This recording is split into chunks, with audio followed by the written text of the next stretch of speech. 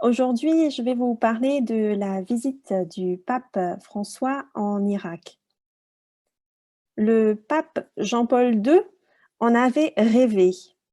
Le pape Benoît XVI avait préféré éviter et le pape François, lui, l'a réellement fait. Il s'est bien rendu en Irak du 5 au 8 mars. C'était le week-end dernier. Ce voyage officiel était très attendu. Dans quel contexte s'inscrit cette visite? Eh bien, le contexte sécuritaire, mais aussi sanitaire, était très compliqué, comme on peut l'imaginer. La pandémie, en effet, n'épargne pas le pays. En outre, le climat de violence sur le territoire irakien persiste. Le pape avait profité d'une certaine accalmie sur le plan politique pour organiser son voyage. Et pourtant, le voyage a failli être annulé à la dernière minute à cause d'attaques menées dernièrement. On voit là donc tout le casse-tête logistique derrière la visite du souverain pontife en Irak. La communauté chrétienne irakienne est composée de divers courants, en majorité des catholiques, mais aussi des orthodoxes et des protestants. Jusqu'en 2003, on estime que 1,4 million de chrétiens vivaient en Irak, mais depuis, donc 20 ans plus tard, il n'en resterait plus que 400 000. Le programme du pape François, comme vous l'imaginez, était bien rempli. Sa visite était ponctuée de prières, de rencontres, de cérémonies officielles, et il a entre autres rencontré le Premier ministre irakien, le président de la République irakienne. Il a rencontré l'ayatollah chiite qui s'appelle Sistani. Il est passé également par Mossoul.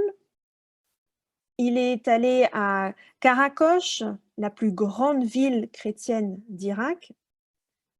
Et autre moment phare, il s'est rendu aussi à Erbil, la capitale du Kurdistan irakien. Cette visite revêt un caractère absolument exceptionnel. Pourquoi? Eh bien, il s'agit de la première visite d'un pape sur la terre irakienne. Et pourtant, l'Irak est le berceau du christianisme. Il s'agit également de la toute première rencontre entre un pape et un ayatollah chiite. L'ayatollah est une référence pour la majorité des musulmans chiites en Irak, mais aussi dans le monde entier. Vous avez peut-être vu passer dans les médias la photo, une photo complètement inédite de l'ayatollah en turban noir, tenue toute noire et le pape assis à côté de lui, tout de blanc vêtu. Autre fait intéressant et absolument inédit, pas moins de 10 000 soldats ont assuré la sécurité du pape pendant sa visite. Alors, que retient-on de ce voyage historique? Le pape a tenu à prier pour les victimes de la guerre et pour les chrétiens persécutés. Il a plaidé en outre pour une désescalade des tensions interreligieuses dans la région. Il a soulevé l'importance de la tolérance, de la justice, de la paix et a rappelé que ces valeurs devraient être défendues par tous. Malgré tout, les bonnes volontés ne suffisent pas. Le message est fort, symbolique, mais les objectifs sont multiples. Il s'agit d'accompagner l'Irak sur le chemin de la reconstruction. Il s'agit également de renforcer l'état de droit et de la démocratie, à commencer par l'organisation des élections législatives prévues en octobre 2021.